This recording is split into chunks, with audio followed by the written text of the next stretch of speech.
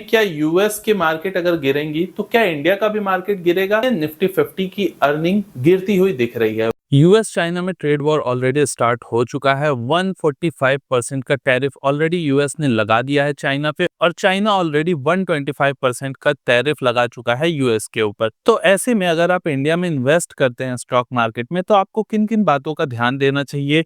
क्या कैश पे बैठे रहना या कैश इकट्ठा करके एक सही समय का वेट करना सही स्ट्रेटजी हो सकती है 2025 में, या फिर आपको कंटिन्यू टू इन्वेस्ट और बाय ऑन डिप्स की रणनीति को फॉलो करना चाहिए? इन सारी चीजों पे बात करेंगे। आपको इस एक वीडियो में काफी हद तक क्लैरिटी मिल जाएगी कि आपको अपना इन्वेस्टमेंट किस तरीके से 2025 में प्लान करना चाहिए for upcoming 3 to 6 month. So let's start with the tariff war. Tariff war आपको पता है कि अभी एक पॉज पे जा चुका है। ट्रंप ने कहा है कि 9 जुलाई तक जो भी उन्होंने टैरिफ लगाए थे, उसमें से ज्यादातर टैरिफ चाइना और कनाडा और मैक्सिको जैसी कुछ कंट्रीज को छोड़ के बाकी सारे देशों पे जो टैरिफ लगाए गए हैं, वो अभी पॉज पे हैं या हॉल्ट पे हैं। और इन 3 महीनों के दौरान वो सारे देशों से एक डिस्कशन करेंगे कि किस तरीके से एक म्यूचुअल अग्रीमेंट हो पाए टैरिफ पे। ट्रंप जिस तरीके से टैरिफ को अप्रोच कर रहे हैं, उससे एक बात तो बिल्कुल क्लियर है कि यूएस बहुत ज्यादा झुकने वाला नहीं है।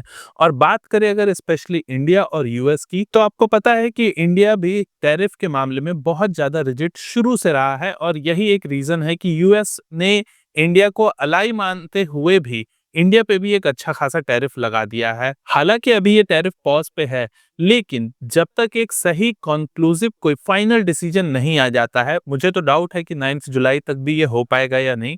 लेकिन अगर हम पॉजिटिव मान के चलते हैं कि जब तक 9 जुलाई या उसके पहले भी अगर ऐसा कुछ आ जाता है, जब हमें टैरिफ को लेके कोई क्लैरिटी मिलती है, तो आप इन्वेस्ट करने के बारे में सोच सकते हैं। लेकिन क्या सिर्फ इंडिया और यूएस के टैरिफ के ऊपर ही इंडियन स्टॉक मार्केट रिएक्ट कर रहे हैं? तो ऐसा नहीं है। जब टैरिफ के बारे में कोई बात भी नहीं कर रहा था, उस समय से इंडिया का स्टॉक मार्केट गिरना शुरू हो चुका है। यूएस की बात करें तो यूएस में तो टैरिफ की वजह से ही आप देखते हो कि फेब मंथ से उनका स्टॉक मार्केट गिरना शुरू हुआ है, और इतनी तेजी से गिरा है कि जितना इंडिया का स्टॉक मार्केट 5 मंथ्स में फॉल हुआ, उतना यूएस का मार्केट एक बार में 1 से 2 महीने में ही फॉल हो गया। तो ऐसी सिचुएशन में क्या यूएस के मार्केट अगर गिरेंगी तो क्या इंडिया का भी मार्केट गिरेगा?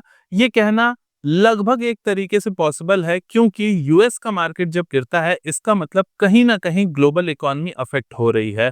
अगर कोई चीज यूएस से शुरू होती है तो वो दुनिया के बाकी कोनों में भी जरूर जाती है। अगर आप स्पेशली इंडिया और यूएस के मार्केट्स को देखते हो, तो इन दोनों में एक कोरिलेशन बहुत सालों से बना हुआ है।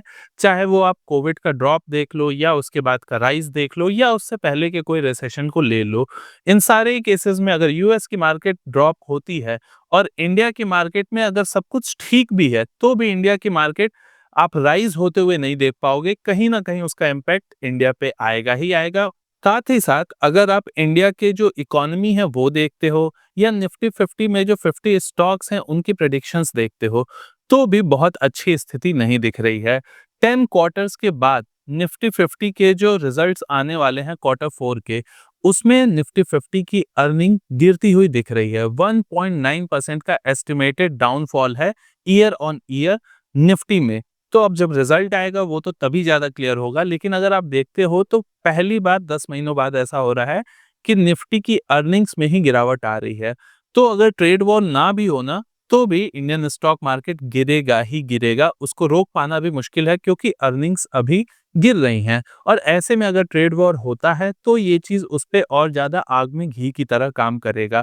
तो इसलिए ऐसे सिचुएशन में बेटर ये है कि हम आप जैसे रिटेल इन्वेस्टर जुलाई 9 तक का वेट करें। उससे पहले आप देखते हो कि किसी दिन मार्केट 5% गिर गया, किसी दिन 2% उठ गया, इससे आपको अफेक्टेड नहीं होना है। मार्केट इस तरह का लालच या डर आपको दोनों चीजें देता रहेगा। अगर आप लॉन्ग टर्म को सोच के ऑलरेडी इन्वेस्टेड हो, तो आप इन्वेस्टेड रहो, डरो नहीं।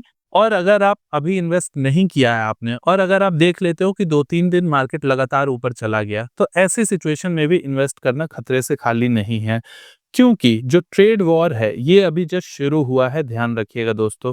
2025 को लेके ऑलरेडी जो प्रेडिक्शंस है वो ना ही यूएस को लेके अच्छी हैं, ना ही इंडिया में कुछ अच्छा दिखाई दे रहा है। यूएस में भी जो ग्रोथ है वो जीडीपी ग्रोथ उनकी 0.5% की दिख रही है, जो बड़े बड़े इंस्टीट्यूशंस का दावा आ रहा है। तो 5% की ग्रोथ के साथ अगर इकोनॉमी 0.5% पे ग्रो कर रही है, तो ऐसा तो नहीं होना चाहिए कि मार्केट्स बहुत ज़्यादा ऊपर चले जाएँ, और अगर ऐसा होता है, तो उसमें फिर ड्रॉप भी बहुत हैवी आएगा। वैसे मेरे ख्याल से ऐसा होगा ही नहीं।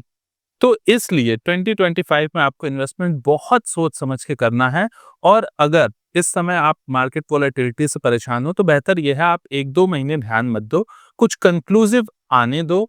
देखो जुलाई 9 के बाद क्या होता है, किस तरीके का ट्रेड वॉर में जो टैरिफ वॉर चल रहा है वो किस तरीके से शेप लेता है। इंडिया यूएस के बीच में जो टैरिफ वॉर का अभी एक सिचुएशन बनी हुई है, हालांकि शुरू नहीं हुई है, वो देखो कहाँ तक पहुंचती है, क्या फाइनल कंक्लूसिव एक अग्रीमेंट बनता है इंडिया और यूएस के बीच में।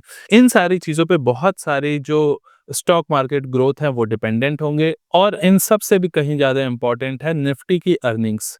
इंडिया में स्लो डाउन के संकेत दिख रहे हैं, अगर ऐसा चलता रहा तो अभी कैश पे बैठे रहना एक बहुत अच्छी स्ट्रेटजी हो सकती है, ताकि आप फ्यूचर में आने वाले जो डिप्स होंगे उसमें आप बहुत अच्छा रिटर्न बना पाएं।